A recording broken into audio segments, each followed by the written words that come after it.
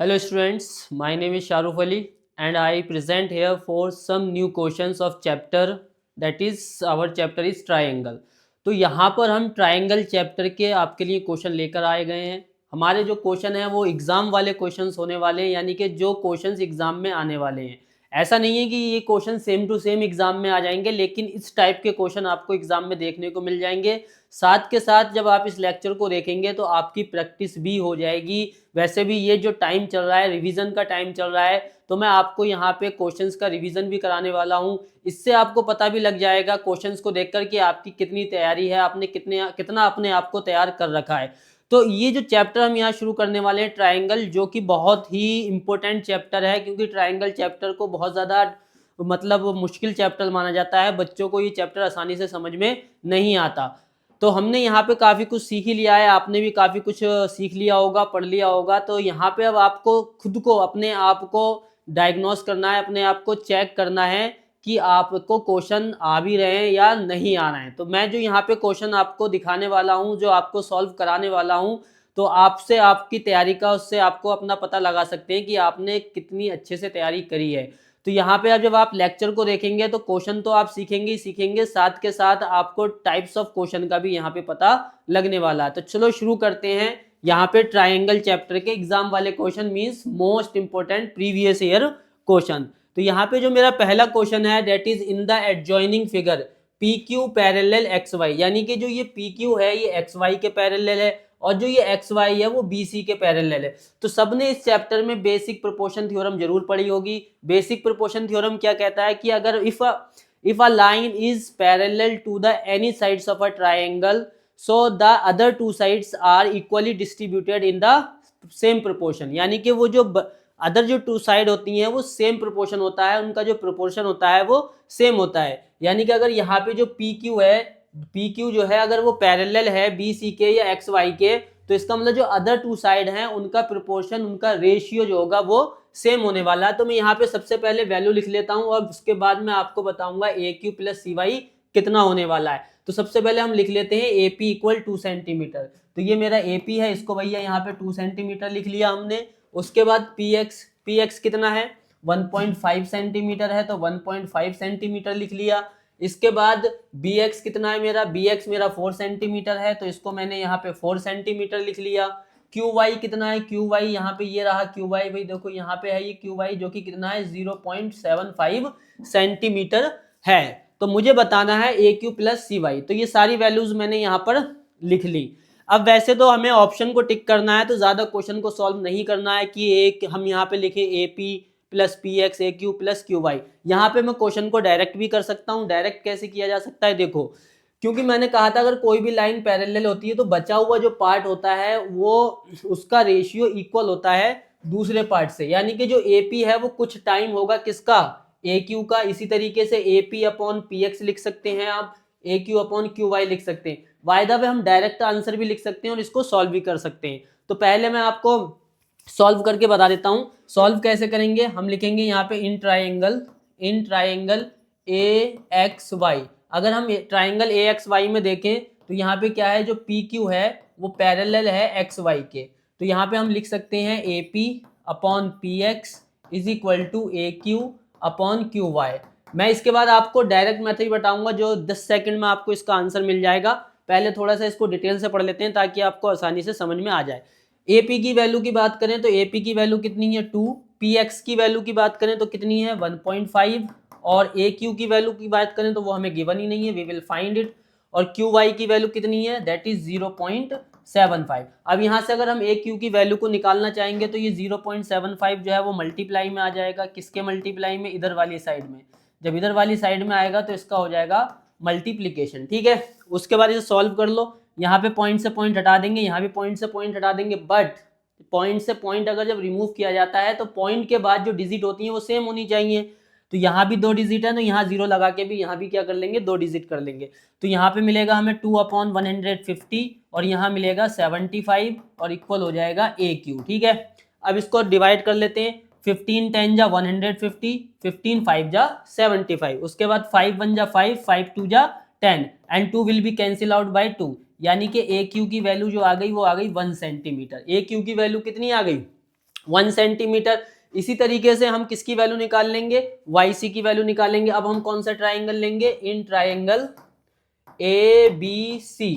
अब ABC में हम लिखेंगे AX upon XB is equal to AY upon YC। क्या होता है इस क्वेश्चन में, अगर हमने यहां से यहां तक लिया है तो दूसरे ट्राइंगल दूसरी साइड भी हम यहां से यहां तक ही लेते हैं। ऐसा नहीं कि इसको यहां से यहां तक ले लिया फिर दूसरे में थोड़ा छोटा लेना, ऐसा कुछ नहीं होता। जो पॉइंट पहले वाले में जहां से जहां तक लेते हो दूसरे वाले में उतना ही लेना होता है, ठीक है। अब यहाँ पे अगर AX की बात करें तो AX यहाँ से लेके यहाँ तक कितना हो जाएगा, यहाँ से यहाँ तक 2 हो गया, 1.5 ही हो गया, तो AX हो जाएगा 3.5। XB की बात करें तो वो हमारा 4 है। AY की बात करें तो AY यहाँ से लेके यहाँ तक है, तो AQ मैंने अभी आपके सामने निकाला है 1, तो यहाँ से यहाँ तक 1 है, तो AQ कितना आया 1, और यहाँ से यहाँ तक 0.75 है, तो ये आ जाएगा 1.75 अपॉन YC मुझे निकालना है, ठीक है। अब YC इधर आ जाएगा मल्टीप्लाई में, तो ये हो जाएगा YC 3.5 अपॉन 4 इक्वल 1.75 अपॉन 1, ठीक है। अब इसको उधर ले जाएंगे फ्रैक्शन को, तो ये डिवाइड में किस में जाएगा, मल्टीप्लाई में, और ये वाला किस में जाएगा 3.5 मल्टीप्लाई में, तो किस में आ जाएगा, डिवाइड में। यहाँ से भी हम ऐसे ही करेंगे, इसको पॉइंट को हटाएंगे, इसको भी हटाएंगे, और यहाँ 0 हो जाएगा। और सॉल्व करने के बाद ये हमारा जो आंसर आएगा दैट इज, अगर इसको हम सॉल्व करेंगे तो ये हमें मिलने वाला है लगभग, जब हम इसको सॉल्व करेंगे तो ये हमें मिल जाएगा, आई थिंक सॉल्व कर लेते हैं इसको, ये हो जाएगा 175 मल्टीप्लाई 4 अपॉन 350, 5 3 जा 15, 5 5 जा 25, 5 7 जा 35, 35 2 जा और 2 2 जा 4, यानी कि ये आ जाएगा लगभग 2 सेंटीमीटर। कितना आ जाएगा, 2 सेंटीमीटर। तो मुझे किसकी वैल्यू बतानी है, AQ प्लस CY। तो AQ कितना आया 1, CY कितना आया 2, तो 2 + 1 3 सेंटीमीटर आंसर हो गया। पर अगर हम एग्जाम में इस तरीके से इस क्वेश्चन को करेंगे तो ऐसा लग रहा है कि पूरा टाइम तो इसी में लग जाएगा। तो MCQs में अगर ये क्वेश्चन आता है तो कैसे करना है आपको ये सोच लीजिए, ठीक है। हम ये सारा कुछ नहीं करने वाले, अगर MCQs में ये क्वेश्चन आता है तो देखो कैसे करेंगे, ठीक है। यहाँ पे मैंने बताया था कि जो इनका रेशियो होता है वो इक्वल होता है, ठीक है। रेशियो कैसा होता है, इक्वल, यानी कि ये साइड जितनी होती है उसका कुछ टाइम ये होती है, यानी कि हम कह सकते हैं जो AP होगा वो इक्वल होगा AQ के, बट यहाँ पे कोई ना कोई के मल्टीप्लाई हो जाता है, यानी कि इसके टाइम के साथ मल्टीप्लाई होता है। हो सकता है 2 टाइम हो, 3 टाइम हो, हाफ टाइम हो, है ना।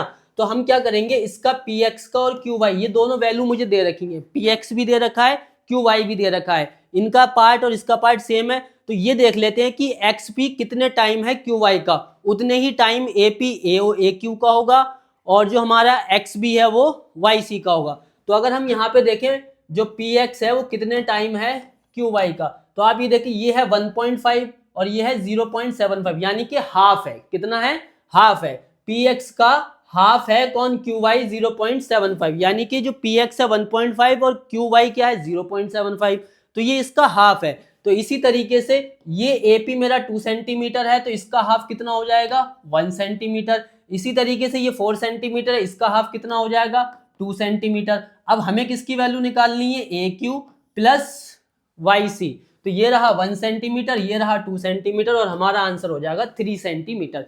तो इस तरीके से इस क्वेश्चन को ओनली इन 5 सेकंड आप कर सकते हैं। तो किसी को भी एग्जाम में ये वाला मेथड नहीं लगाना, ये तो जब लगाना है जब आपको 2 मार्क्स या 3 मार्क्स में आए। अगर सिर्फ MCQs में आया है तो शॉर्ट मेथड से यहाँ पे कर लेंगे, क्योंकि ये दोनों की वैल्यू दे रखी थी, तो हम ये देख लेंगे ये इसका कितने टाइम है, ठीक है। जब कोई भी 2 ट्राइंगल सिमिलर होते हैं तो जो उनकी साइड्स होती है वो दूसरी साइड के कुछ ना कुछ टाइम होती है। जैसे कॉन्ग्रुएंस में इक्वल होती है, तो सिमिलर में वो उसके टाइम होती है, हो सकती है 2 टाइम हो, 3 टाइम हो, वो हम फाइंड आउट कर लेते हैं। जैसा कि हमने यहाँ पे देखा कि ये हाफ 1/2 टाइम थी, तो इसी तरीके से इसका हाफ करा, इसका हाफ करा, और हमें हमारा आंसर मिल गया। तो ये हमारा था पहला क्वेश्चन, काफी अच्छा क्वेश्चन था। सिमिलरिटी में बहुत ज़्यादा मुश्किल होती है पहचानना, क्योंकि इसको थोड़ा समझना मुश्किल होता है, लेकिन आज हम क्वेश्चन करेंगे तो इसको आसानी से समझ लेंगे। देखो पहला, दूसरा क्वेश्चन नंबर 2 क्या है, इसको सॉल्व कर लेते हैं। ये भी MCQs है। ABC is similar with PQR। जो ABC है वो PQR के सिमिलर है।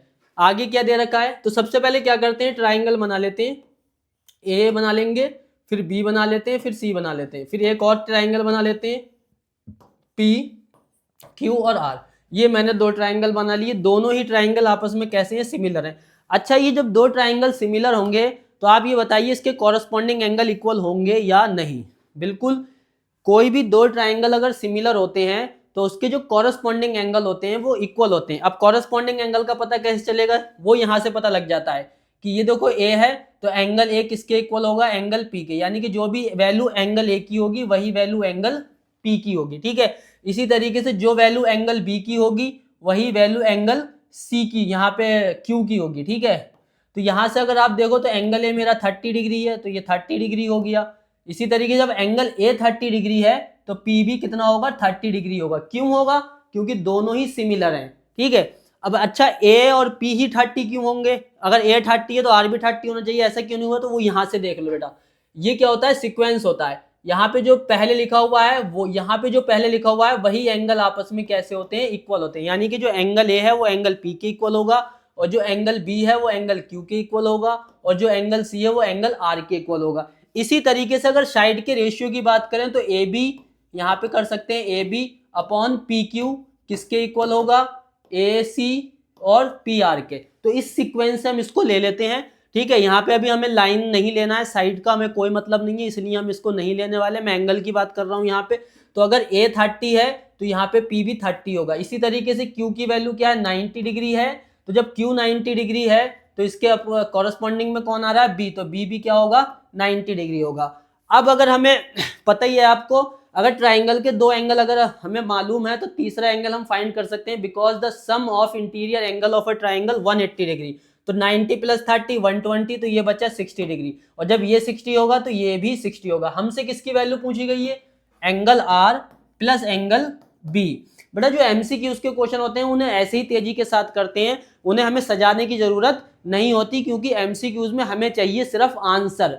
एग्जामिनर ये नहीं देखता कि आपने क्वेश्चन को कैसे सॉल्व किया है, एमसीक्यूज में सिर्फ एग्जामिनर ये देखता है कि आपने सही ऑप्शन टिक किया है या नहीं किया है। चाहो तो सॉल्व करके कर लो, मान लो किसी बच्चे ने तुक्के से टिक कर दिया, जल्दी से ऐसी टिक लगा दिया और वो सही हुआ, तो एग्जामिनर उसके मार्क्स दे देगा, वो रफ नोटबुक में देखता नहीं पड़ेगा रफ पेज कहाँ है, इनने कहाँ पे ये क्वेश्चन सॉल्व किया है। बेटा ऐसा कुछ नहीं होता, ठीक है। हमें तो बस सही ऑप्शन चूज करना है, जितनी जल्दी कर लेंगे उतना ही अच्छा है। तो छोटे छोटे ऐसे ट्राइंगल बना के, अब एंगल आर की वैल्यू क्या है 60, सॉरी एंगल आर की वैल्यू यहाँ पे है 60, तो ये हो जाएगा 60। एंगल बी की वैल्यू क्या है 90, तो ये हो जाएगा 90। दोनों को ऐड कर देंगे तो कितना आ जाएगा भाई 150 डिग्री, और हमारा जो ऑप्शन सी हो जाएगा वो जल्दी से क्या हो जाएगा, करेक्ट हो जाएगा। अपने ऑप्शन सी को आप क्या कर लेंगे, टिक कर लेंगे। तो इसको इस तरीके से किया जा सकता है, तो ज़्यादा मुश्किल क्वेश्चन नहीं होता है। बस हमें ध्यान ये रखना है कि कॉरस्पॉन्डिंग साइड्स क्या है और कॉरस्पॉन्डिंग एंगल्स क्या है। कॉरस्पॉन्डिंग का मतलब अगर आपके सामने ये लिखा हुआ है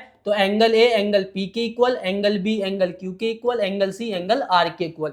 इसी तरीके से इनके साइड का रेशियो भी आपस में क्या हो जाएगा, इक्वल हो जाएगा, ठीक है। साइड भी अगर लोगे तो पहले ए बी लोगे इधर, तो इधर पी क्यू आएगा, इधर बी सी लोगे तो इधर क्यू आर आएगा, और इधर ए सी लिया है तो इधर पी आर आएगा। इस तरीके से आप कॉरस्पॉन्डिंग का पता लगा सकते हैं, और ये सबसे ज्यादा इंपॉर्टेंट होता है पता लगाना, और क्वेश्चन को सॉल्व करने में ये काफी हेल्पफुल रहता है। जैसा कि मैं अभी आगे क्वेश्चन करूंगा तो आप देखेंगे कितना ज्यादा ये हेल्पफुल रहता है, ठीक है।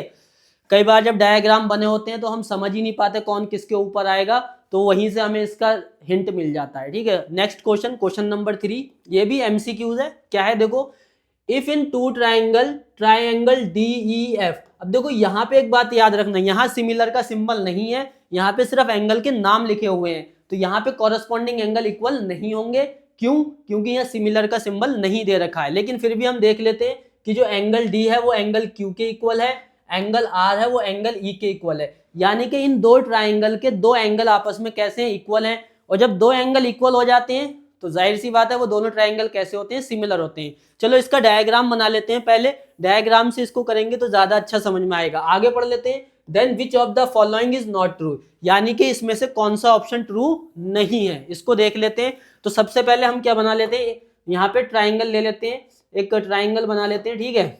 मान लो ये मेरा ट्राइंगल हो गया, फर्स्ट वन ट्राइंगल। एक और ले लेते हैं, ठीक है, एक ट्राइंगल और ले लेते हैं, अच्छा सा यही वाला ले लेते हैं फिर से। और एक ट्राइंगल ये बना दिया मैंने, ये दो ट्राइंगल हो गए, ठीक है। ये दो ट्राइंगल बन गए मेरे, इसको थोड़ा सा उधर कर लेते हैं, इसको हटा ही देते हैं, ये सही से नहीं बना। ये वाला एक ट्राइंगल बना लिया, एक इधर बना लेते हैं, ठीक है, एक ट्राइंगल इधर बना लेते हैं, ये रहेगा एक ट्राइंगल, ठीक है। ये दो ट्राइंगल मैंने बना लिए। अब ये मैंने दो ट्राइंगल बना लिए। पहला ट्राइंगल सपोज करो ये है डी और ये रहा E और ये रहा F। इसी तरीके से इसमें बना लो PQR, मान लो ये रहा P, ये रहा Q और ये रहा R। ठीक है, ये दो ट्राइंगल बन गए। अब देख लेते हैं, यहाँ पे जो एंगल D है वो एंगल Q के इक्वल है, यानी कि ये वाला जो एंगल D है वो एंगल Q के इक्वल है, यानी कि ये वाले दो एंगल आपस में क्या हो गए, इक्वल हो गए। इसी तरीके से एंगल R किधर है, ये रहा, एंगल R किसके इक्वल है, एंगल E के। तो ये एंगल R मेरा इक्वल हो गया एंगल E के इक्वल हो गया। ठीक है, एंगल R हमारा एंगल E के इक्वल हो गया। तो बचा हुआ जो एंगल F होगा तो वो भी तो इक्वल ही होगा, बचा हुआ जो एंगल F होगा वो किसके इक्वल हो जाएगा, P के इक्वल हो जाएगा। ठीक है, तो ये हमारे एंगल इक्वल गिवन हो गए। ये मुझे पता लग गया कि तीनों एंगल आपस में कैसे हैं, इक्वल है। तो अब हम यहाँ पे अगर मान लो दो एंगल अगर इक्वल हैं तो हम क्या लिखेंगे, ट्राइंगल, यहाँ पे लिख लेंगे हम ट्राइंगल DEF सिमिलर है। अब बेटा यहाँ पे जब DEF लिख दिया तो यहाँ PQR नहीं लिखोगे, PQR लिख दोगे गलत हो जाएगा। ठीक है, अब आपको देखना है कि जो यहाँ पे D पहले आया है तो D के इक्वल कौन सा एंगल है वो यहाँ पे लिखा जाएगा। तो D के इक्वल कौन सा एंगल है, मैंने अभी बताया था D जो है वो Q के इक्वल है, तो पहले Q आएगा। इसी तरीके से E, क्योंकि सीक्वेंस बनाना बहुत जरूरी है क्योंकि कॉरस्पॉन्डिंग एंगल इक्वल होते हैं। इसी तरीके से यहाँ पे E है तो इसमें भी दूसरे नंबर पे वो लिखा जाएगा जो E के इक्वल होगा, और E के इक्वल कौन है यहाँ पे, R। इसी तरीके से F के इक्वल कौन है, P। अब ये मैंने कॉरस्पॉन्डिंग इसको सीक्वेंस के हिसाब से लगा दिया। अब मैं यहाँ पे अगर लिखना चाहूँ तो मैं ये चेक कर लूंगा। देखो पहला ऑप्शन चेक करो, DE अपॉन QR, तो पहले दो DE अपॉन QR, बिल्कुल ठीक है। यहाँ भी पहले दो अल्फाबेट है, यहाँ भी इनने पहले दो अल्फाबेट लिए। नीचे वाला चेक कर लेते हैं, DF PQ, तो ये रहा DF यानी कि बाद पहले वाला और आखिर वाला। यहाँ पे भी देखो क्या है, QP या PQ, बात एक ही है, बाद वाला और आखिर वाला। इसका मतलब ये ऑप्शन तो करेक्ट है, ये गलत नहीं है। और यहाँ पे ये मत कर, इसे टिक मत कर लेना, ये देखना है नॉट ट्रू, जो ट्रू नहीं है। तो ये तो भैया ट्रू हो गया, यानी कि ये तो ऑप्शन होगा नहीं मेरा। ठीक है, अगला चेक कर लेते हैं, EF अपॉन PR, तो ये रहा EF यानी कि बाद के दो, PR भी क्या है, देखो बाद के दो, तो ये भी ठीक है। अब इक्वल में देख लो DF मतलब यही शुरू का और आखिर का, और PQ शुरू का और आखिर का, तो ये भी हमारा क्या है, ट्रू है, ये भी ट्रू है। इसी तरीके से EF अपॉन RP बाद वाला, ये भी ठीक है। DE अपॉन QR, तो ये शुरू के दो, ये भी ठीक है, ये भी मेरा ट्रू है। इसका मतलब ये दो तीनों ट्रू हैं, तो ये फिर क्या हो जाएगा, नॉट ट्रू हो जाएगा, यही मेरा राइट ऑप्शन है। फिर भी चेक कर लेते हैं, देखो DE अपॉन PQ, तो ये रहा DQ शुरू के दो, और QP, देखो QP यहाँ पे शुरू के दो हैं लेकिन ये शुरू का और आखिर का है, तो ये पहला वाला क्या हो गया, सीक्वेंस नहीं बन रहा है। यहाँ पहले DE आया तो ये होना चाहिए था QR, पर क्वेश्चन में क्या लिख दिया इन्होंने, PQ, तो जिसकी वजह से ये क्या हो गया, गलत हो गया। तो ये ऑप्शन हमारा नॉट ट्रू हो जाएगा, और जो सही आपको जो ऑप्शन करेक्ट करना है वो D वाला करेक्ट करना है, दैट इज योर आंसर। तो जो हमारा सीक्वेंस होता है, ये जो लिखने का तरीका होता है, ट्राइंगल DEF, इसको जब लिखोगे तो एंगल D के इक्वल जोन सा एंगल होगा दूसरे ट्राइंगल में वो यहाँ पे लिखा जाएगा, ना कि कोई और एंगल। इस बात, अगर इस तरीके से आप सीक्वेंस से लिखोगे तो कभी भी आपका आंसर गलत नहीं होगा। और ये इतना इंपॉर्टेंट क्वेश्चन है, मोस्ट ऑफ द स्टूडेंट इसमें कंफ्यूज रहते हैं कि हम इसको कैसे करें। तो इसको आसानी के साथ ऐसे ही समझाया जा सकता है जैसे मैंने अभी एक्सप्लेन किया। होप आप सबको समझ आ गया होगा। नेक्स्ट क्वेश्चन यहाँ पे देख लेते हैं क्या है, क्वेश्चन नंबर 4। देखो यहाँ पे है, if triangle ABC similar with PQR, देखो यहाँ पे सिमिलर का सिंबल दे दिया है, जो ये ट्राइंगल APC है वो PQR के सिमिलर है। इसका मतलब एंगल A एंगल P के इक्वल होगा, एंगल B एंगल Q के इक्वल होगा, और angle C will be equal to the angle R। तो ये हमारे दो ट्राइंगल क्या हो गए, सिमिलर हो गए। इसको सॉल्व कर लेते हैं। हमें यहाँ पे वैल्यू निकालनी है PQ प्लस QR की, तो देखो कैसे निकालेंगे। तो सबसे पहले ट्राइंगल ABC बना लीजिए। यहाँ पे मैं बना लेता हूँ ट्राइंगल AB और C, और दूसरा ट्राइंगल बना लेता हूँ PQR। जब भी आप अगर एग्जाम में भी ये वाले क्वेश्चन कर रहे हैं आप लोग, तो डायग्राम जरूर बनाना, क्योंकि डायग्राम बनाने से क्वेश्चन अच्छे से सॉल्व हो जाता है, समझ में भी अच्छे से आता है, और जो एग्जामिनर चेक करता है उसको भी क्वेश्चन चेक करने में आसानी रहती है जब हम इसके डायग्राम को बना देते हैं। तो ए बी हमारा कितना हो जाएगा, 6 सेंटीमीटर, BC मेरा कितना हो जाएगा, 4 सेंटीमीटर, AC मेरा कितना हो जाएगा, 8 सेंटीमीटर। इसी तरीके से PR कितना हो जाएगा, 6 सेंटीमीटर। अब भाई देखो यहाँ पे हमें साइड फाइंड करनी है, एंगल फाइंड नहीं करना है। अगर एंगल फाइंड करना होता तो मैं लिखता angle A equal angle P, angle B equal angle Q, इस तरीके से। लेकिन मुझे यहाँ साइड फाइंड करनी है, तो साइड को कैसे लिखते हैं, देखो मैंने अगर यहाँ से ए, देखो यहाँ पे सिमिलर दे रखा है ना, और जब सिमिलर दे रखा है तो मैं तो उसी हिसाब से लिखूंगा जैसे अभी मैंने आपको समझाया है। जैसे मैंने शुरू के ए बी ले लिया यहाँ पे, तो ए बी आ गया, चलो तो अपॉन में क्या आएगा, दूसरे ट्राइंगल की दो साइड है, पहले ये दो आया था तो इसका भी पहले के दो ही नंबर, दो ही अल्फाबेट आएंगे, दैट इज पी क्यू। इसी तरीके से फिर मैं बाद वाले दो ले लेता हूं, तो यहां से भी बाद वाले दो उठाऊंगा और इसका रेशियो लिख दूंगा बी सी अपॉन क्यू आर। क्यों? क्योंकि जब कोई भी दो ट्राइंगल सिमिलर होते हैं तो उनकी साइड का रेशियो आपस में इक्वल होता है, उनकी साइड का रेशियो आपस में इक्वल होता है। तो मैंने पहले ए बी ले ली तो इधर से पी क्यू लिया, इसका रेशियो लिख लिया, फिर मैंने बी सी लिया तो इधर से क्यू आर ले लिया, इसका रेशियो लिख लिया। अब मैं क्या करूंगा, शुरू वाला और आखिर वाला लूंगा, दैट इज ए सी, और यहाँ भी क्या करूंगा, शुरू वाला और आखिर वाला लूंगा, तो जो कि आ जाएगा पी आर। तो ये तीनों साइड का रेशियो आपस में क्या हो जाएगा, इक्वल हो जाएगा। अब भैया इसकी क्या कर दो, वैल्यू पुट कर दो। ऐसा आपने क्यों कर दिया, इसका रीजन भी लिख सकते हैं कि ट्राइंगल एबीसी क्या है, सिमिलर है with triangle p Q r के, ये हमने रीजन लिख दिया यहाँ पे। अब बताइए ए बी की वैल्यू क्या है, 6 सेंटीमीटर, पी क्यू हमें पता नहीं है, बी सी की वैल्यू क्या है 4 सेंटीमीटर, तो बी सी की वैल्यू क्या है 4 सेंटीमीटर, ये हमें पता नहीं है, ठीक है। तो यहाँ से हम लिख लेते हैं बी सी की value 4 centimetre, Q R we don't know. इसी तरीके से ए सी देख लो जरा कितना है 8, और पी आर कितना है 6।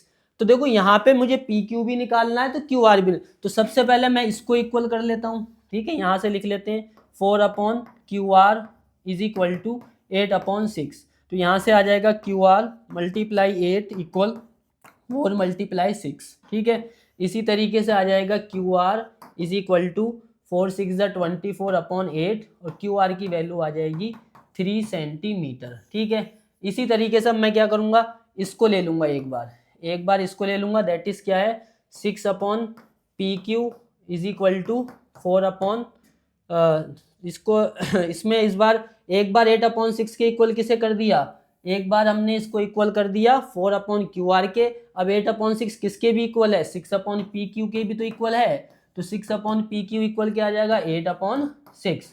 तो यहाँ से हम क्या करेंगे, पी क्यू डिवाइड में है उधर ले जाएंगे तो मल्टीप्लाई में पहुँच जाएगा, ठीक है। किस में पहुँच जाएगा, मल्टीप्लाई में, यहाँ रहेगा 6 8 अपॉन 6। ये जो पी क्यू है डिवाइड में, उधर जाके क्या हो जाएगा मल्टीप्लाई में पी क्यू। इसी तरीके से ये वाला 6 इधर आ जाएगा तो मल्टीप्लाई में आएगा, और 8 में डिवाइड आ जाएगा, क्योंकि ये डिवाइड में है तो मल्टीप्लाई में आ गया, और ये मल्टीप्लाई में है तो डिवाइड में आ गया, और ये हो गया पी क्यू। इसको सॉल्व कर लेते हैं, 36 अपॉन 8 इक्वल पी क्यू, और इसको जब डिवाइड करेंगे तो आंसर आ जाएगा 8 4 जा 32, 8 5 जा 40, तो ये पी क्यू आ गया हमारा 4.5 सेंटीमीटर।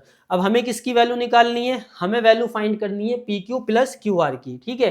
किसकी वैल्यू फाइंड करनी है, P Q plus Q R equal, तो ये हो जाएगा पी क्यू कितना है 4.5 प्लस क्यू आर कितना है, यहाँ से देख लेते हैं 3, दोनों को ऐड कर दो, 3 4 7.5 सेंटीमीटर हमें हमारा आंसर मिल जाएगा। और इसको इस तरीके से हम कर सकते हैं, ये हमारा क्वेश्चन इस तरीके से सॉल्व हो जाएगा। तो स्टूडेंट सबसे ज़्यादा इंपॉर्टेंट यहाँ पे जो सोचने वाली बात है, डेट इज कॉरस्पॉन्डिंग सीक्वेंस। आपने अगर सही से लिखा है तो आपका आंसर यहाँ पे सही आ जाएगा। इस तरीके से इस क्वेश्चन को आप सॉल्व कर सकते हैं। उम्मीद आपको सेशन बहुत ज़्यादा अच्छा लग रहा होगा, और क्वेश्चन भी आपको काफ़ी आसानी से समझ में आ रहे होंगे, ठीक है। और इसको और ज़्यादा प्रैक्टिस करनी है आपको, बहुत ज़्यादा क्वेश्चन हम यहाँ पे लाए हैं प्रैक्टिस के लिए। आप ज़्यादा से ज़्यादा जितने ज़्यादा क्वेश्चन प्रैक्टिस करेंगे आपको एग्जाम में उतनी ही एक्यूरेसी देखने को मिलने वाली है, ठीक है। यहाँ पे मैंने हर तरीके के क्वेश्चन को इंक्लूड किया है। और नेक्स्ट क्वेश्चन यहाँ पे अब हम देख लेते हैं, बहुत ही अच्छा क्वेश्चन है, नेक्स्ट प्रीवियस ईयर में आया हुआ क्वेश्चन है, इसको भी देख लेते हैं। क्वेश्चन नंबर 5, ठीक है। क्या है देखिए, in the given figure q are upon Q S is equal to Q T upon P r and angle 1 equal angle 2, show that triangle p q s similar है with triangle t q r के। यानी कि हमें proof करना है यहाँ पे to proof. क्या प्रूफ करना है भाई, टू प्रूफ हमें करना है कि जो ट्राइंगल पी क्यू एस है वो सिमिलर है with triangle t q r के। यानी कि जो ट्राइंगल पी क्यू एस है वो सिमिलर है ट्राइंगल टी क्यू आर के, ठीक है। तो ये भाई सिमिलर है। गिवन क्या है, हमें गिवन भी लिख लेते हैं एक बार।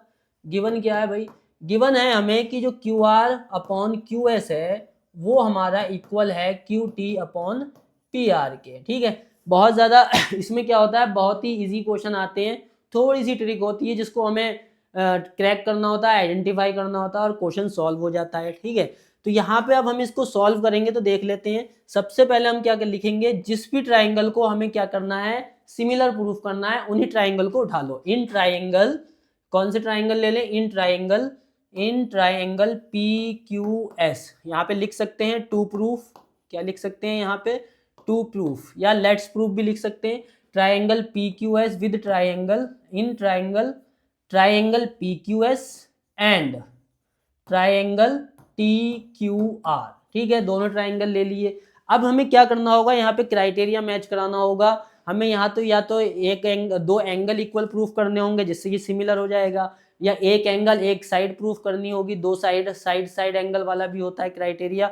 तो कुल मिला के हमें यहाँ पे इसे सिमिलर प्रूफ करना है। तो कैसे करेंगे, सबसे पहले तो हम लिख लेंगे, देखो हमने कौन सा ट्राइंगल लिया, पी क्यू एस और टी क्यू आर। अगर पी क्यू एस की बात करूं तो ये रहा मेरा पी क्यू एस, ये मैंने व्हाइट कलर से कर दिया पी क्यू एस। ठीक है, ये रहा पी क्यू एस, और इसी को मैं टी क्यू एस को कर देता हूँ थोड़ा सा अलग कलर से, कौन से वाले को, टी क्यू आर को। तो ये रहा मेरा टी क्यू आर, ये मैंने इसको अलग कलर से कर दिया।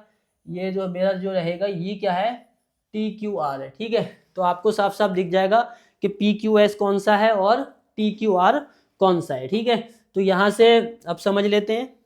सबसे पहले अगर हम बात करें तो ये जो एंगल 1 है ये कॉमन है, तो हम लिख सकते हैं angle 1 is equal to angle 1। Reason क्या हो जाएगा, ये दोनों में ही कॉमन है इसलिए इक्वल हो जाएगा। ठीक है, दूसरी की हम बात करें, अगर दूसरा एंगल की बात करें तो दूसरा हमें गिवन है साइड। क्या गिवन है, दूसरी बात हमें यहाँ पे दूसरा जो हमें गिवन है वो गिवन क्या है, side, that is Q are upon Q S is equal to Q T upon P R, यानी कि दो साइड का जो रेशियो है वो इक्वल है। तो इस वजह से जो ट्राइंगल है, इस वजह से जो ट्राइंगल हमारा क्या हो जाएगा, यहाँ पे आ गया q are upon Q s given था, q T upon q p r हो गया, और एंगल 1 और एंगल 1 हमारा कैसा हो गया, सेम हो। लेकिन यहाँ पे अगर हम देखें क्यू आर, तो क्यू आर इसमें आ रहा है, ये रहा हमारा क्यू आर। ठीक है, अपॉन में क्यू एस, तो बिल्कुल ठीक है, बड़ी वाली साइड आ गई फिर छोटी वाली साइड आ गई।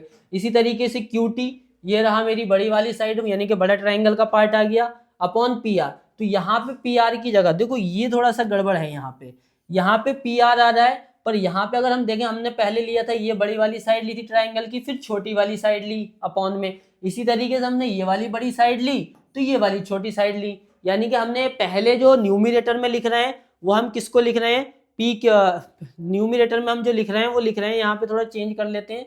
न्यूमिरेटर में हम जो पार्ट लिख रहे हैं वो टी क्यू आर का लिख रहे हैं, और डिनोमिनेटर में जो पार्ट लिख रहे हैं वो किसका लिख रहे हैं, पी क्यू एस का लिख रहे हैं। ठीक है, तो पहले हम बड़े वाले ट्राइंगल का पार्ट लिख रहे हैं, फिर छोटे वाले का, फिर बड़े वाले का, फिर छोटे वाले का। तो जैसा कि आपने देखा क्यू आर बड़ा वाला पार्ट है, उसी के नीचे क्यू एस छोटा वाला पार्ट आ गया। इसी तरीके से क्यू टी बड़ा वाला पार्ट है, और इसी तरीके से नीचे जो है वो आना चाहिए था क्यू पी, क्या आना चाहिए था, क्यू पी, पर यहाँ पे क्या आ रहा है, पी आर।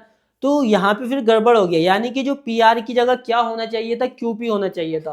तो यहाँ पे हम लिख देते हैं, अगली बार मैं लिख सकता हूँ Q are upon Q S is equal to Q T upon P R की जगह यहाँ पे लिखा जा सकता है क्यू पी।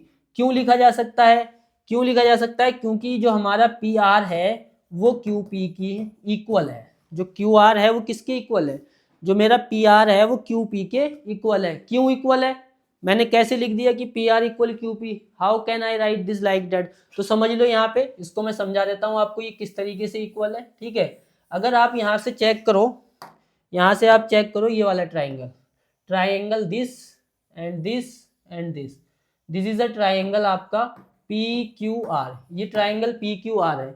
अब इसमें क्या है, ये एंगल 1 और ये एंगल 2 इक्वल है। तो किसी भी ट्राइंगल में अगर दो एंगल इक्वल होते हैं तो उसकी अपोजिट साइड भी क्या होती है, इक्वल होती है। किसी भी ट्राइंगल में अगर दो एंगल कैसे हैं, इक्वल हैं, तो उसकी जो अपोजिट साइड होती हैं वो भी तो इक्वल होती हैं। तो इसका मतलब जो पी क्यू होगा वो पी आर के इक्वल हो जाएगा। इसलिए मैंने यहाँ पे लिख दिया पी आर इक्वल पी, हाँ ये क्यू है भाई, P Q equal P R. इस वजह से यहाँ पे जो पी क्यू है वो पी आर के इक्वल है। इसी वजह से जो यहाँ पे पी आर लिखा था तो उसकी जगह मैंने यहाँ क्यू पी लिख दिया। ठीक है, अब क्या हो जाएगा, हमारा जो ट्राइंगल है जो हमारा ट्राइंगल है वो जो हो जाएगा triangle t q are similar हो जाएगा with triangle p q S के बाय साइड एंगल साइड। ठीक है, किससे हो जाएगा, बाय साइड एंगल साइड। यहाँ पे क्राइटेरिया आपका लग जाएगा।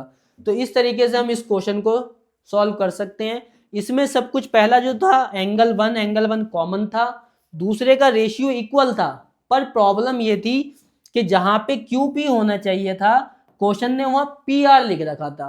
तो हमें सिर्फ यहाँ आइडेंटिफाई ये करना था कि पी क्यू किसके इक्वल है, पी आर के इक्वल है, because angle 1 and angle 2 are equal. बस इतना सा यहाँ पे आइडेंटिफाई करना था और इस क्वेश्चन को हमने सॉल्व कर लेना है।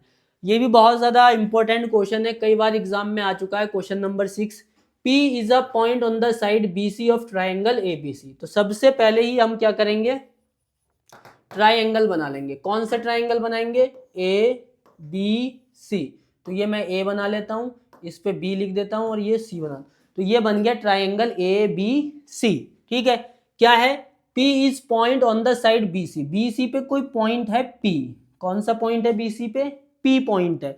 उसके बाद क्या है, such that angle APC equal angle BAC। इस तरीके से है कि जो एंगल APC बन रहा है ये वाला, ये एंगल किसके इक्वल है, एंगल BAC के, यानी कि इसके इक्वल है। ठीक है, हमारा जो एंगल PAC है वो एंगल BAC के इक्वल है। तो प्रूव डैट, हमें क्या प्रूव करना है, तो सबसे पहले हम गिवन लिख लेते हैं कि हमारे पास गिवन क्या है। हमारे पास गिवन है कि जो ट्राइंगल APC इक्वल है वो है ट्राइंगल BAC के। दूसरा हमें प्रूफ क्या करना है, टू प्रूफ, हम यहाँ लिख देते हैं टू प्रूफ। हमें प्रूफ करना है AC square is equal to BC multiply CP। ये हमें प्रूफ करना है कि AC square equal BC multiply CP। ठीक है, तो इसको कैसे प्रूफ कर सकते हैं, हम क्या करेंगे, दो ट्राइंगल लेंगे और दो ट्राइंगल को क्या करेंगे, सिमिलर प्रूफ कर देंगे। और सिमिलर प्रूफ करने के बाद जब उसका रेशियो लिखा जाएगा तो उस तरीके से इसका ये आंसर आ जाएगा। एक्चुअल में क्या होता है, देखो मैं तुम्हें थोड़ा एक्सप्लेन कर देता हूँ। इसको मैं अगर लिख लूँ AC multiply AC equal BC multiply CP, ये इस तरीके से हो जाएगा। ठीक है, उसके बाद हम क्या कर सकते हैं, AC अपॉन में एक BC को ले आ सकते हैं और इधर जो बचेगा CP उसके अपॉन में क्या आ जाएगा, AC। तो बेटा ये रेशियो इक्वल हो गया, दो साइड का क्या हो गया, रेशियो हो गया। तो दो साइड का रेशियो कब इक्वल होता है, जब दो ट्राइंगल क्या होते हैं, हमारे सिमिलर होते हैं। तो यहाँ पे कौन से ट्राइंगल लेंगे, देखो एक तो पार्ट आ रहा है BC, तो BC कौन सा है, ये पूरा ट्राइंगल का पार्ट हो गया BC, और AC हमारा ये हो गया। ठीक है, इसी तरीके से CP की बात करें तो ये छोटा पार्ट आ रहा है। तो कुल मिला के क्या हो गया, एक बड़ा पार्ट आया फिर छोटा पार्ट आया। तो इसका मतलब क्या होना है हमारा यहाँ पे, कि हमें बड़े वाले ट्राइंगल को छोटे वाले ट्राइंगल के साथ कॉन्ग्रुएंट प्रूफ करना पड़ेगा। तो चलो इसको सॉल्व कर लेते हैं। हम लिखेंगे इन ट्राइंगल ABC यानी कि बड़ा वाला ट्राइंगल एंड ट्राइंगल APC यानी कि छोटा वाला ट्राइंगल। ठीक है, एक बड़ा वाला ट्राइंगल ले लिया, एक छोटा वाला। पता कैसे लगा कि यही वाला साइड का लेना है, इस वाली साइड का नहीं लेना है। तो बेटा यहाँ से देख लो, आपको चाहिए था CP, तो CP बेटा इधर वाली साइड में आ रहा है, तो यही वाला ट्राइंगल तो बनेगा, इसलिए ये वाला ट्राइंगल लिया जाएगा। ठीक है, इसलिए आपका ये वाला ट्राइंगल आ जाएगा। अब देखो ABC में और APC में आप चेक करो, मैं इसे थोड़ा अलग कलर से कर देता हूँ। ABC ये रहा, देखो ABC, ये येलो कलर वाला ABC, और दूसरा कलर ले लेते हैं इसमें ब्लू कलर का, ये रहा ACP, ये ब्लू कलर वाला ACP है। ठीक है, और व्हाइट कलर से हम इसको करते हैं सॉल्व। तो जो ABC और APC में आप देखोगे ये दो यहाँ पे दोनों कलर मैच होगा, इसका मतलब जो एंगल C है वो हमारा क्या हो जाएगा, कॉमन हो जाएगा। एंगल C हमारा क्या हो जाएगा, कॉमन। एक्चुअली क्या होता है, जब भी आप दो ट्राइंगल सिमिलर प्रूफ करोगे तो 90% चांस रहते हैं कि वहां पे एक एंगल क्या रहता है, कॉमन रहता है। ठीक है, अब दूसरे एंगल की बात करें तो भाई तुम्हें अभी बताया था कि जो एंगल P है, यानी कि ये जो ट्राइंगल APC का जो एंगल P है, यानी कि एंगल APC किसके इक्वल है, एंगल BAC के इक्वल है। यानी कि जो बड़े वाले ट्राइंगल का ये वाला जो एंगल है और छोटे वाले ट्राइंगल का जो ये वाला एंगल है, ये भी आपस में कैसा है, इक्वल है। तो ये हमें गिवन है। ठीक है, अब क्या हुआ, देखो दो एंगल इक्वल हो गए इसके अंदर, तो ये क्राइटेरिया हो गया एंगल का, जिससे हमारा जो ट्राइंगल ABC है वो सिमिलर हो गया विद ट्राइंगल। अब बेटा यहाँ पे इसको ऐसे नहीं लिख देना अपनी मर्जी से APC, जैसा यहाँ लिखा है कहीं तुम वैसे लिख दो, नहीं, आपको देखना पड़ेगा कि जब एंगल ए यहाँ पे है तो एंगल ए भी किसके इक्वल होगा, ये देखना पड़ेगा। यहाँ पे आपको यहाँ से चेक करो, जो एंगल ए है ये वाला एंगल किसके इक्वल है, एंगल पी के इक्वल है, तो यहाँ पहले पी आएगा। इसी तरीके से बी की बात करें तो बी एंगल किसी के इक्वल है ही नहीं, लेकिन सी तो इक्वल है ना, सी यहाँ पे देखो कॉमन लिया है, सी एंगल किसके इक्वल है, सी के, तो सी यहाँ बाद में आया तो यहाँ भी बाद में आएगा, तो बचा क्या, सिर्फ ये ए बी सी पूरा हो गया, तो यहाँ से सिर्फ बचा ए पी सी, तो पी सी तो लिख दिया मैंने, ए बचा, ठीक है, क्योंकि छोटे वाले ट्राइंगल में पी भी लिख गया था क्योंकि पी ए के इक्वल था, सी भी लिख गया था क्योंकि सी सी के इक्वल था, बाद में लिखना है, तो बीच की जगह खाली रह गई थी। तो इस ट्राइंगल की बात करें, हमारे पास जो ये ट्राइंगल था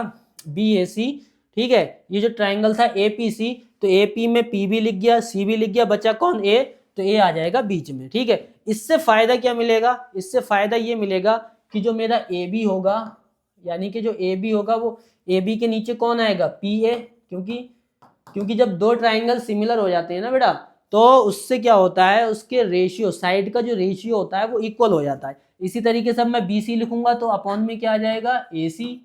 इसी तरीके से मैं क्या करूंगा, एक पहले वाला और एक बाद वाला लूंगा, तो ये हो जाएगा A C upon P C, ठीक है। अब मुझे प्रूफ करना है a C square is equal to B C multiply c p, तो मेरे लिए ये तो किसी काम का है नहीं क्योंकि इसमें ए सी नहीं आ रहा है, ठीक है। ये इतना बचा, इन दोनों को ले लेंगे, तो ए सी मल्टीप्लाई ए सी क्या हो जाएगा, A C square is equal to B C multiply P C, ठीक है। यहाँ से हम क्या करेंगे, आप देख सकते हो क्रॉस मल्टीप्लाई कर लो ना, ये जो पी सी है इधर आ जाएगा, तो b C multiply P c is equal to a c multiply a c, ठीक है। तो ये बनेगा आपका बी सी मल्टीप्लाई पी सी और ये हो जाएगा ए सी स्क्वायर, और इस तरीके से अब आप इसको क्या कर देंगे, हैंस प्रूव्ड, ठीक है। इस तरीके से ये आपका क्वेश्चन प्रूफ हो जाएगा। तो काफ़ी अच्छा क्वेश्चन था। सबसे पहले हमें यहाँ पे क्या करना था, सिमिलर प्रूफ करना था, पर किन दो ट्राइंगल को सिमिलर प्रूफ करना है ये भी आपको पता लगाना पड़ेगा। और वो कैसे पता लगेगा, आपने देखा यहाँ पे बी सी था, तो बी सी बड़े वाले ट्राइंगल की साइड थी, सी पी था वो इस वाले छोटे, यानी कि बड़े वाले ट्राइंगल को इस छोटे वाले के साथ हमें क्या करना पड़ेगा, कॉन्ग्रुएंट, सॉरी सिमिलर प्रूफ करना पड़ेगा। कॉन्ग्रुएंट तो क्लास 9th में था। एक और बहुत ही अच्छा question, question number 7, most of the time ये क्वेश्चन आपका एग्जाम में आ चुका है, आप कहीं भी देख लेना, कोई भी बुक उठा लेना, कोई भी प्रैक्टिस सेट उठा लेना, कोई भी सैंपल पेपर ले लेना, ये क्वेश्चन तो आपको वहाँ पे मिल ही जाएगा। और काफ़ी सारे बच्चे यहाँ पे होंगे भी जिन्होंने इस क्वेश्चन को बहुत अच्छे से सीख रखा होगा। फिर भी अगर आपने सीख रखा है तो एक बार और इसे प्रैक्टिस कर लेते हैं ताकि एग्जाम में इसको आसानी से कर लें, भूलें नहीं। तो इसमें क्या होता है, हमें प्रूफ करना होता है कि जो 1/x है प्लस 1/z इक्वल 1/y है, और यहाँ पे सारा कुछ दे रखा है, P A Q B R C are perpendicular, यानी कि ये जो है हमारे क्या है, परपेंडिकुलर है। परपेंडिकुलर का मतलब 90 डिग्री का एंगल ये बना रहे हैं, ठीक है। तो सबसे पहले इसको सॉल्व करने के लिए हम क्या करते हैं, हम लेंगे इन ट्राइंगल, सबसे पहले हम लिख देंगे P A Q B and R C are perpendicular, क्योंकि ये हमें गिवन है तो इसको हम लिख देते हैं, ये क्या है हमारे परपेंडिकुलर हैं, तो हम लिखेंगे इन ट्राइंगल। क्योंकि अगर मुझे इसको प्रूफ करना है, इसको अगर मुझे प्रूफ करना है तो मुझे यहाँ पे सबसे पहले ट्राइंगल लेने पड़ेंगे, उनका जो है रेशियो बनाना पड़ेगा, क्योंकि जब दो ट्राइंगल सिमिलर होते हैं तो उनका रेशियो इक्वल होता है। तो यहाँ भी मैं क्या करूँगा, दो ट्राइंगल लूँगा, ठीक है। तो मैं लूँगा यहाँ सबसे पहले इन ट्राइंगल पी ए सी, यानी कि ये बड़ा वाला ट्राइंगल ले लेंगे, इसको थोड़ा अलग कलर से कर देते हैं ताकि आपको दिख जाए, ये वाला पी ए सी, एक ये वाला ट्राइंगल ले रहा हूँ मैं, इसी के साथ मैं दूसरा ट्राइंगल लूँगा जिसको अलग कलर से करता हूँ।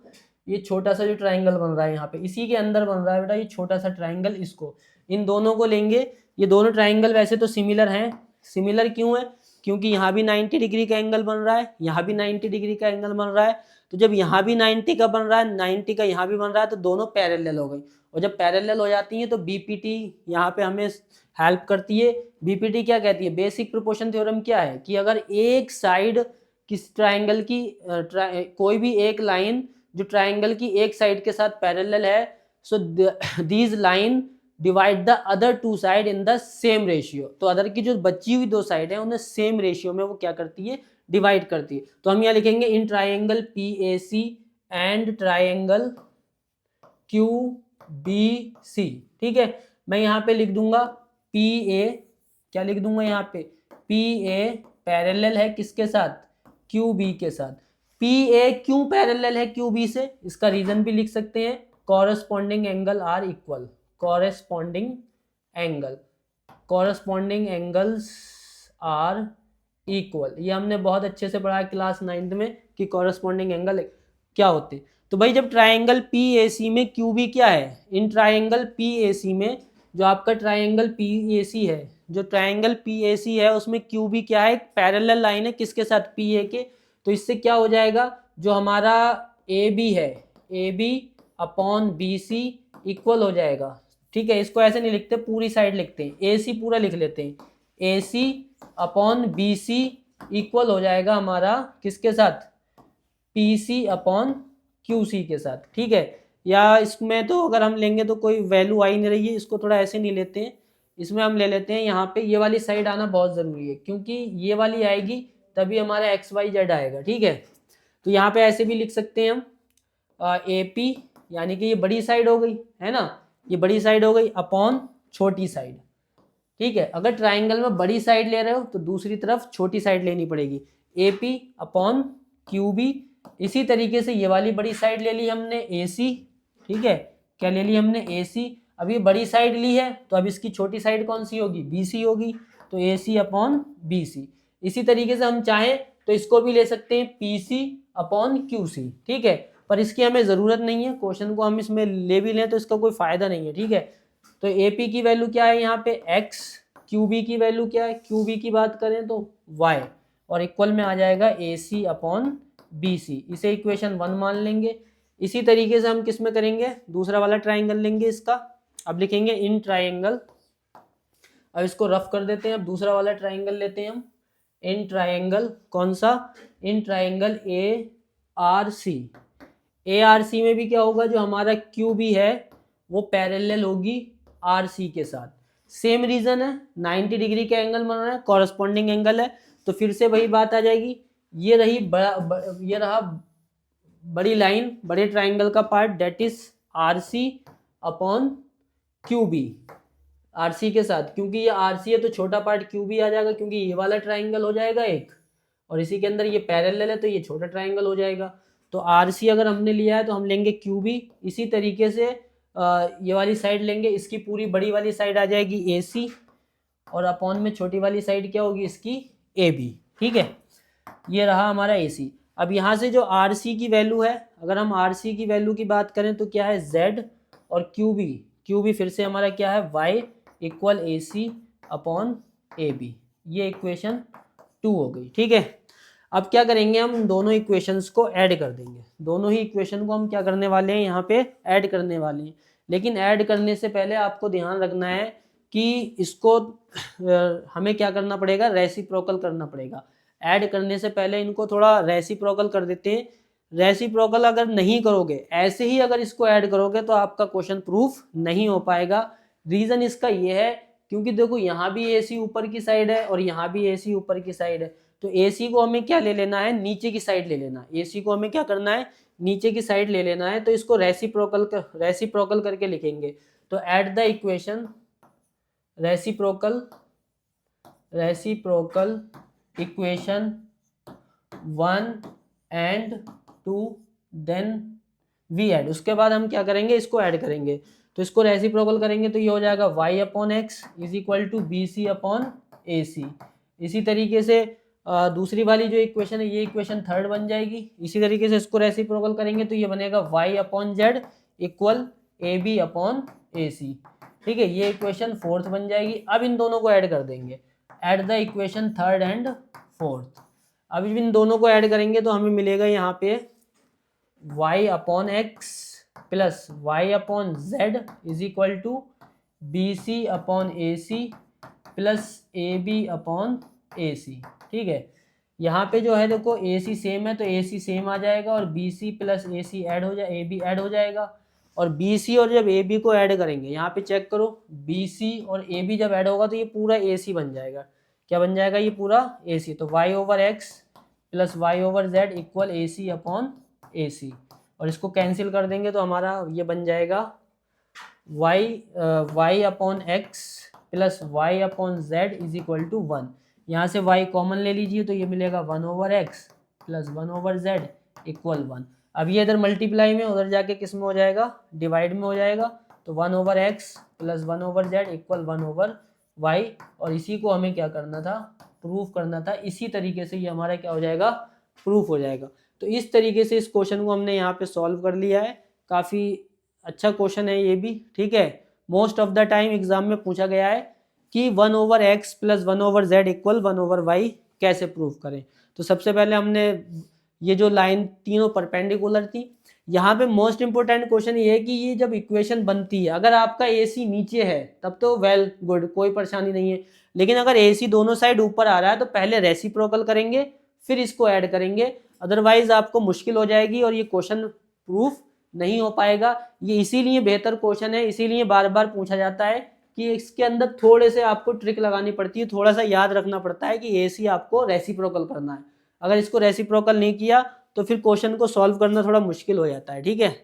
चलो नेक्स्ट क्वेश्चन देख लेते हैं। नेक्स्ट क्वेश्चन क्या है हमारा, इन the adjoining figure triangle CAB is a right triangle. जो ट्राइंगल हमारा CAB है वो क्या है, राइट एंगल ट्राइंगल है। और जो राइट एंगल बन रहा है वो कहाँ बन रहा है, A पर। तो मैंने भाई यहाँ पे A पे बना दिया राइट एंगल।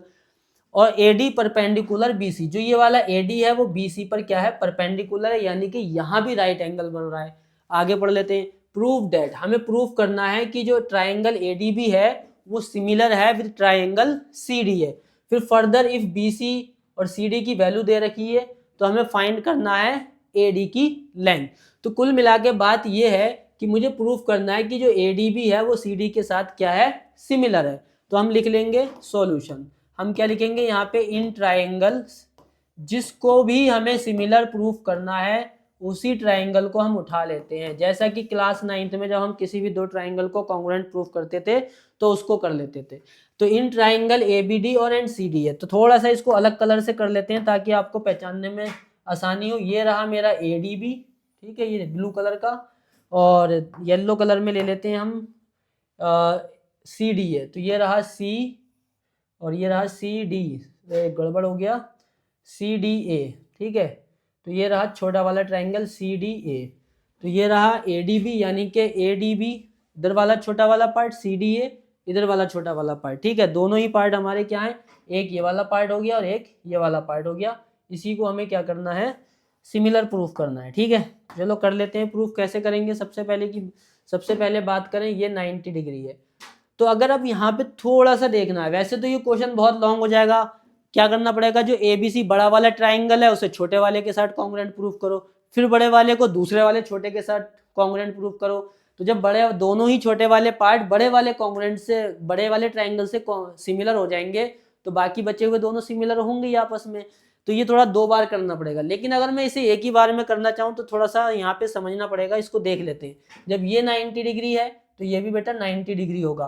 तो यहाँ पे हम लिख सकते हैं कि जो एंगल जो हमारा एंगल ADB है, एंगल ADB वो इक्वल हो जाएगा एंगल ADC के, बिकॉज जो हमारा रीजन क्या हो जाएगा, ईच एंगल 90 डिग्री। दोनों ही एंगल कैसे हैं, 90 डिग्री के हैं, इसलिए ये इक्वल हो जाएगा।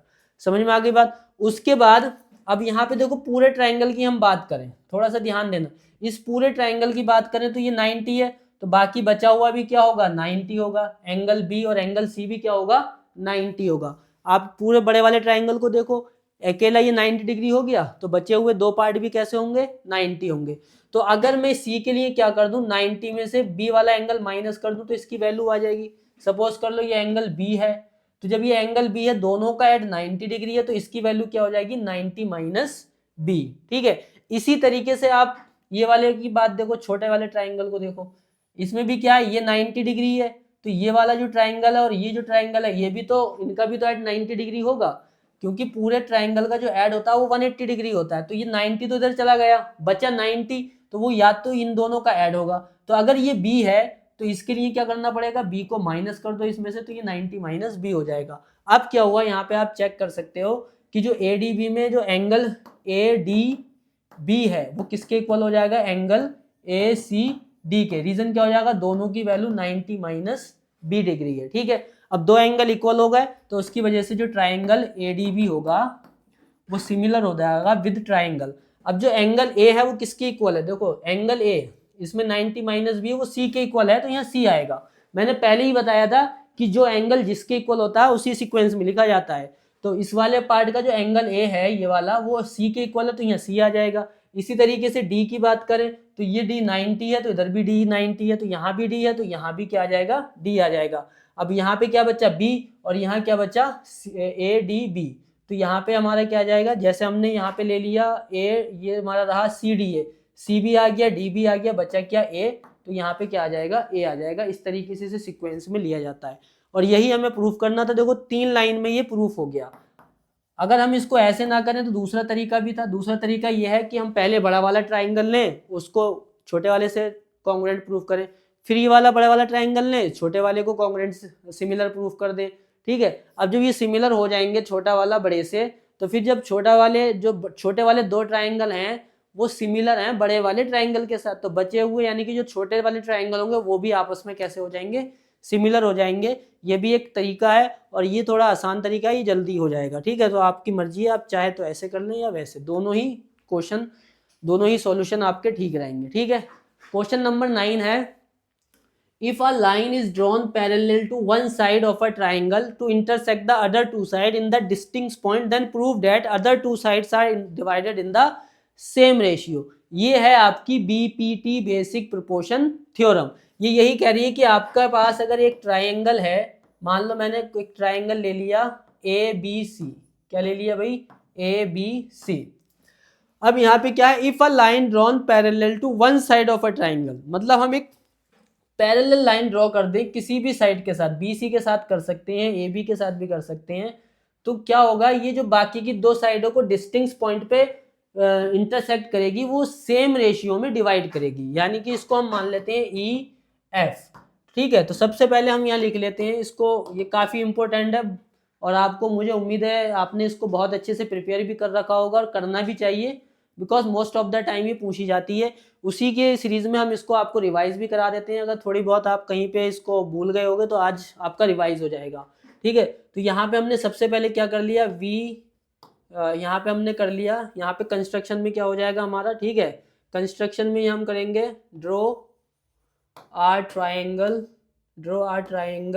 ए B C and E F parallel to B C. हमने क्या किया, यहाँ पे एक ट्राइंगल ए बी सी बना लिया और जो ई एफ है वो बी सी के पैरेलल है, तो ये तो हमारा हो गया गिवन। अब टू प्रूफ हमें क्या करना है, यहाँ पे टू प्रूफ में हमें करना है कि जो ए ई है और ई बी, यानी कि a e upon E b equal होना चाहिए a F upon F c के साथ, है ना। Prove that the other two sides, यानी कि other two side a b और ए सी हो गई, इन द सेम रेशियो में डिवाइडेड हो रही हैं, तो हमने लिख लिया a e upon E b a F upon F c. Let's prove, इसको प्रूफ कर लेते हैं। और प्रूफ करने से पहले हमें यहाँ करना पड़ेगा कंस्ट्रक्शन। क्या करना पड़ेगा भाई, कंस्ट्रक्शन में क्या करेंगे, सबसे पहले हम मिला देंगे join E C and F B. सबसे पहले तो हम क्या करेंगे, ई सी को ज्वाइन कर देंगे और फिर एफ और बी को ज्वाइन कर देंगे। ठीक है, और दूसरा कंस्ट्रक्शन हमारे पास रहेगा ड्रॉ एल्टीट्यूड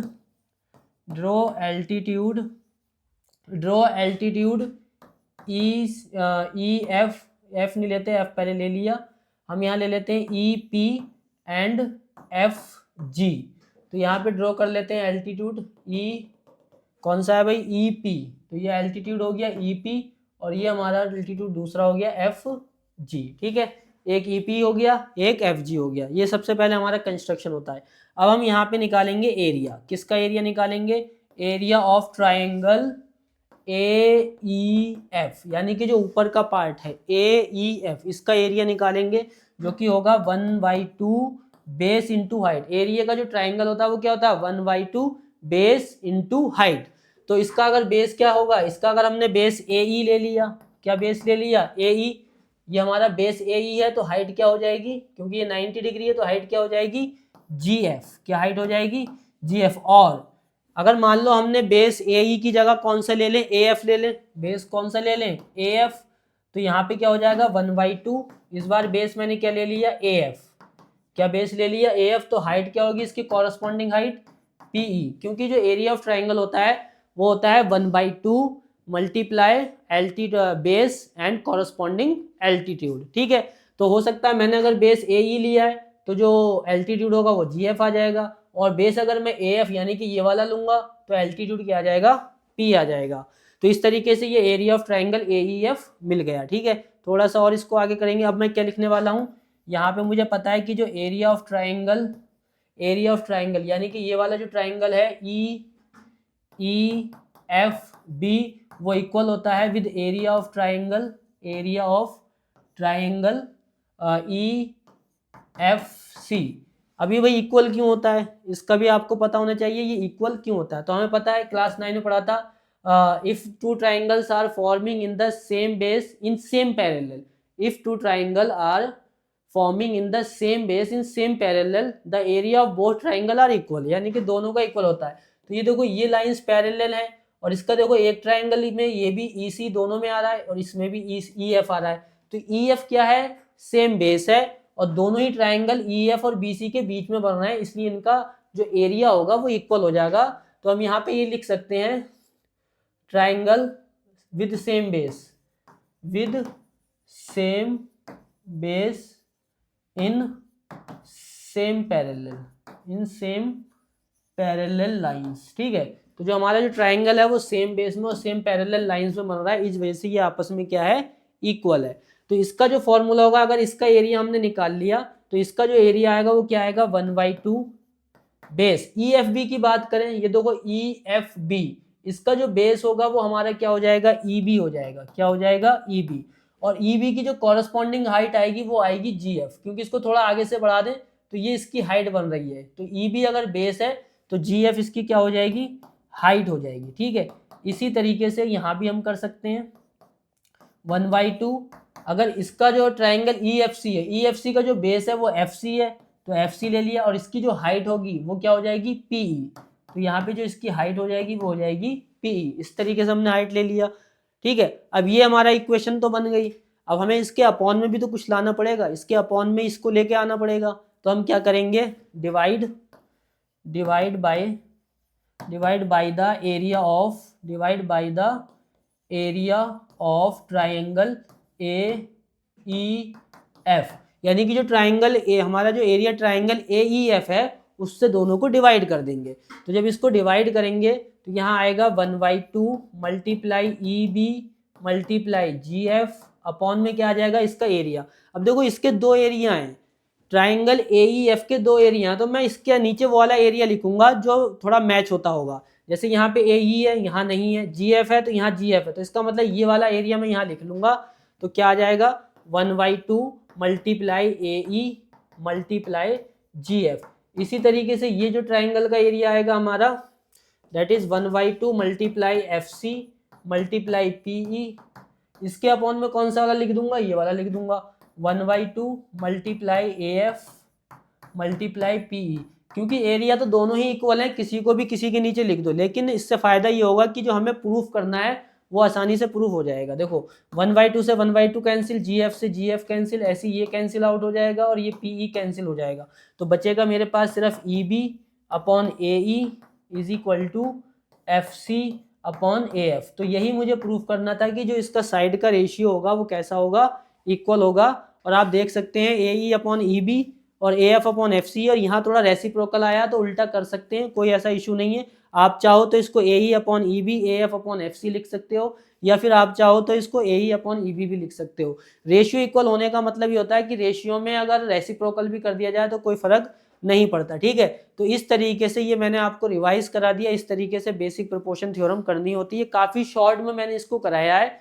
सबसे पहले इसके अंदर क्या होता है, मेन कंस्ट्रक्शन होता है, उसके बाद आप एक ही बार में एरिया ऑफ ट्राइंगल ए ई निकाल लो, दोनों को एक बार में लिख दो। ठीक है, उसके बाद इसको सीधा सीधा यहाँ लिख दो और उसके बाद डिवाइड कर दो। ये सबसे कम मतलब मैंने ये आपको जो कराया है ये बहुत ज़्यादा लिमिटेड में कराया, बहुत ज़्यादा कम लाइंस का यूज़ किया। बाय द वे वैसे तो ये बहुत ज़्यादा एक्सपेंड भी हो सकता है, एक एक चीज़ में अलग अलग दिखाई जा सकती है। फिर आप अगर इसको इस तरीके से भी करें तो आपको इसमें भी फुल मार्क्स मिल जाएंगे, मार्क्स इसमें नहीं कटेंगे, क्योंकि ये भी प्रॉपर तरीका है, कोई ऐसी बात नहीं है। ठीक है, क्वेश्चन नंबर 10 यहाँ पे देखो क्या है, इन ट्राइंगल ए बी सी, एक ट्राइंगल ए बी सी है, बना लेते हैं एक ट्राइंगल ए बी सी। ये रहा ए बी सी। ट्राइंगल को बनाना बहुत ज़रूरी है क्योंकि डायग्राम बनाओगे तो उतना ही आपके लिए आसान रहेगा, ठीक है। अब क्या है, ए डी परपेंडिकुलर है बी सी पे, यानी कि जो एक ए डी बना दो जो कि परपेंडिकुलर मतलब 90 डिग्री बनेगा, ठीक है। क्या बनेगा, 90 डिग्री। तो ये हो गया ए डी। उसके बाद हमें क्या करना है, A D square is equal to B D multiply D C. ये हमें गिवन है। गिवन में देखो हम देख लिख सकते हैं कि गिवन क्या क्या है भाई। पहला गिवन ये है कि जो ए डी है वो परपेंडिकुलर है बी सी के साथ। दूसरा गिवन ये है कि जो ए डी स्क्वायर है वो इक्वल है B D multiply D C के साथ। तो मुझे प्रूफ क्या करना है भाई, प्रूफ ये करना है कि जो टू प्रूफ ये करना है कि जो एंगल बी ए सी है वो 90 डिग्री है, यानी कि जो एंगल बी ए सी है वो क्या है, 90 डिग्री है। ये मुझे प्रूफ करना है। चलिए प्रूफ कर लेते हैं, ठीक है। लेट्स प्रूफ, जल्दी से इसको प्रूफ कर देते हैं, कोई ऐसी बात नहीं है। हम लिखेंगे ए डी स्क्वायर क्या है भाई, A D square is equal to B D, क्या है, B D multiply D C. A D को दो बार लिखा जा सकता है, A D multiply A D क्योंकि स्क्वायर है, और इधर आ जाएगा B D multiply D C. तो भाई ए डी के नीचे आप लिख लीजिए बी डी को, ठीक है, और डी सी के नीचे आप लिख लीजिए इस वाले ए डी को, ठीक है। अब ये साइड का रेशियो आ गया, क्या आ गया, ये साइड का रेशियो आ गया। अगर अब मुझे क्या करना है, अब मैं जो लूंगा ये यहाँ से ट्राइंगल को उठाऊंगा, ठीक है, यहाँ से ट्राइंगल को उठाऊंगा जिससे कि ये मेरा क्वेश्चन प्रूफ हो जाए। देखो इसको कैसे करेंगे, A D upon B D, D C upon A D, ठीक है। ये हमारा एंगल 90 डिग्री है। तो अगर मुझे एंगल ए 90 डिग्री प्रूफ करना है तो अगर मैं इसको सिमिलर प्रूफ कर दूं तब भी मेरा काम चल जाएगा, यानी कि बड़े वाले ट्राइंगल को छोटे वाले ट्राइंगल के साथ अगर सिमिलर प्रूफ कर दिया जाए तो मुझे आंसर मिल जाएगा, क्योंकि डी सीधा सीधा ए के इक्वल हो जाएगा, जैसा कि अभी प्रीवियस क्वेश्चन में किया है। पर परेशानी ये है कि अगर मैं ए डी देखूं तो ए डी ये वाला रहा, बी डी ये रहा बी डी, और डी सी ये रहा, और ए डी फिर से है, यानी कि यहाँ पे दोनों ही छोटे पार्ट आ रहे हैं, ये वाला भी छोटा पार्ट है, ये भी छोटा पार्ट है, और एक ये वाला भी। तो इसमें जो है छोटे वाले ट्राइंगल लिए जा रहे हैं, बड़ा वाला ट्राइंगल तो लिए ही नहीं जा रहा है। तो इस चक्कर से अगर मैं इस बड़े वाले ट्राइंगल को छोटे के साथ सिमिलर भी प्रूफ कर देता हूँ तब भी मुझे थोड़ा प्रॉब्लम हो जाएगी एंगल ए 90 प्रूफ नहीं करने में, सही है। तो इसमें हम क्या करेंगे, इसको थोड़ा सा ब्रेक कर लेते हैं, इनको अलग अलग बना लेते हैं। इसी दो सिंगल ट्राइंगल को दो ट्राइंगल बना लेते हैं, एक ये हमारा ए हो जाएगा, ये डी हो जाएगा, और ये बी हो जाएगा। इसी तरीके से ये जो तो कॉमन लाइन है बेटा, ये जो कॉमन लाइन है इसको मैंने अलग अलग कर दिया, कॉमन लाइन को मैंने क्या कर दिया, अलग अलग कर दिया, ठीक है। अब जब ये 90 डिग्री है भाई तो ये भी 90 डिग्री होगा। अब ये दोनों ट्राइंगल को मैंने क्या कर दिया, अलग अलग कर दिया। ए डी कॉमन था, उसको दोनों बार ए डी लिखा, ठीक है। अब यहाँ से देखो ए डी के अपॉन में कौन आ रहा है, बी डी। तो ए डी देखो कौन सा, ये रहा बी डी, ये क्या रहा बी डी, बी डी के अपॉन में क्या आ रहा है, ए डी, यानी कि जो बी डी का रेशियो होगा वो ए डी से इक्वल होगा। इसी तरीके से डी सी, डी सी जो का रेशियो जो किसके इक्वल होगा, वो ए डी के इक्वल होगा। इस तरीके से आ रहा है, देखिए, ठीक है। इसका मतलब ये भी 90 डिग्री है, ये भी 90 डिग्री है, और दो साइड का रेशियो भी इक्वल है, जैसा कि यहाँ लिखा हुआ है, दो साइड का रेशियो भी इक्वल है, और एक एंगल 90 डिग्री भी है। तो इसकी वजह से जो एंगल ए डी बी और एंगल ए डी सी क्या हो गया, सिमिलर हो गया, एंगल ए डी बी और एंगल ए डी सी, यानी कि ये एंगल ए डी बी और ये वाला एंगल ए डी सी क्या हो गया, सिमिलर हो गया। अब सिमिलर हो गया तो जब हम इसको सिमिलर हो गया तो हम इसको ऊपर रखेंगे, जब इसको लिखेंगे, मान लो मैंने कह दिया कि जो ट्राइंगल ए डी बी है वो सिमिलर हो गया विद ट्राइंगल। अब देखो यहाँ पे जो एंगल ए है वो किसके इक्वल होगा, ठीक है। अब आपको ये देखना है कि एंगल ए किसके इक्वल होगा। तो यहाँ पे जो एंगल डी है वो डी के इक्वल होगा, तो बीच में तो डी आ गया, ठीक है। लेकिन अगर मैं जब इसको साइड को इसके ऊपर ओवरलैप करूंगा तो जो ये डी सी वाली साइड है वो किस पे जाएगी, ए डी पर जाएगी। जो डी सी वाली साइड है वो किस पे जाएगी, ए डी पर जाएगी। आप खुद देख लो, जो डी सी है वो ए डी के कॉरस्पॉन्डिंग है, और जो ए डी है वो बी डी के कॉरस्पॉन्डिंग है। तो जब इसको फ्लिप करके करा जाएगा तो जो डी सी है वो किस पे जाएगी, ए डी पे। इस वजह से जो एंगल सी है वो कहाँ पहुंचेगा, एंगल ए पे पहुंचेगा। यानी कि अगर एंगल सी 1 है तो एंगल ए बी कितना होगा, 1 होगा, और एंगल बी अगर 2 है तो एंगल ए बी कितना हो जाएगा, 2 हो जाएगा। ऐसा इसलिए होगा क्योंकि ये दोनों सिमिलर होगा, ठीक है। अब यहाँ पे देखो ए है तो यहाँ भी ए है, तो यहाँ भी क्या आ जाएगा, ए आ जाएगा। यहाँ डी और डी आ गया, और यहाँ बी है तो यहाँ पे क्या आ जाएगा, सी आ जाएगा। यानी कि एंगल ए के इक्वल, एंगल डी के इक्वल, और एंगल बी सी के इक्वल, ठीक है। तो यहाँ पे क्या हुआ, एंगल हमारे इक्वल हो गए। तो आप देख सकते हो, अब यहाँ पे इसको जो मैंने अलग कर दिया था वापस से मिला देते हैं। ये हमारा 1 हो गया, ये हमारा 2 हो गया, ये भी हमारा 2 है और ये भी हमारा 1 है। अब यहाँ से देखो इन ट्राइंगल, अब हम क्या करेंगे, पूरा ट्राइंगल ले लेंगे। यहाँ से आप देखो ये 90 डिग्री है, तो बचा हुआ पार्ट भी कितना होगा, देखो इन ट्राइंगल ए डी सी, अगर ए डी सी की बात करें तो यहाँ पे एक एंगल तो 90 डिग्री है और एक एंगल 2 है और एक एंगल 1 है, दोनों का ऐड कितना हो जाएगा 180 डिग्री, जिसकी वजह से एंगल 2 और एंगल 1 की जो वैल्यू आएगी वो कितनी आएगी 180 माइनस 90। तो एंगल 2 प्लस एंगल 1 कितना आ जाएगा, जल्दी से बताइए, एंगल 2 प्लस एंगल 1 आ जाएगा हमारा 90 डिग्री। तो जब एंगल 2 और एंगल 1 90 डिग्री आ गया तो यहाँ से चेक करो एंगल 2 और एंगल 1 को जब ऐड करेंगे तो पूरा एंगल क्या बन रहा है BAC, क्या बन रहा है पूरा एंगल BAC, जो कि हमारा 90 डिग्री प्रूफ हो गया। तो इस तरीके से हम क्वेश्चन को प्रूफ कर सकते हैं, ठीक है, कोई ज्यादा मुश्किल काम नहीं है। सबसे पहले हमने क्या किया, AD square BD multiply DC से क्या करा, इसका रेशियो निकाल लिया। रेशियो निकालने के बाद हमने इन दोनों ट्राइंगल को सिमिलर प्रूफ कर दिया।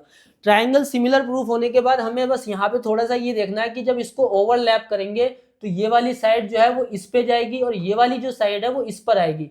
तो इससे क्या होगा, जो एंगल C है वो इधर A पे आ जाएगा और जो एंगल A है वो इधर एंगल B पे आ जाएगा, जिसकी वजह से अगर ये एंगल 2 है तो ये भी 2 होगा, ये 1 है तो ये भी 1 होगा। अब हमने क्या किया, इन तीनों एंगल को ADC को उठाया और तीनों को ऐड कर दिया जो कि 180 के इक्वल है, और उसके बाद एंगल 2 प्लस एंगल 1 90 डिग्री आ गया, जिससे ये भी तो एंगल 2 और एंगल 1 था, तो इसकी वजह से यहाँ पे हम एंगल BAC लिखते हैं और ये हमारा जो है 90 डिग्री हो गया। इस तरीके से हम प्रूफ करते हैं और यहाँ पे हमारे पूरे 10 क्वेश्चन हमने यहाँ पे कंप्लीट कर लिए हैं।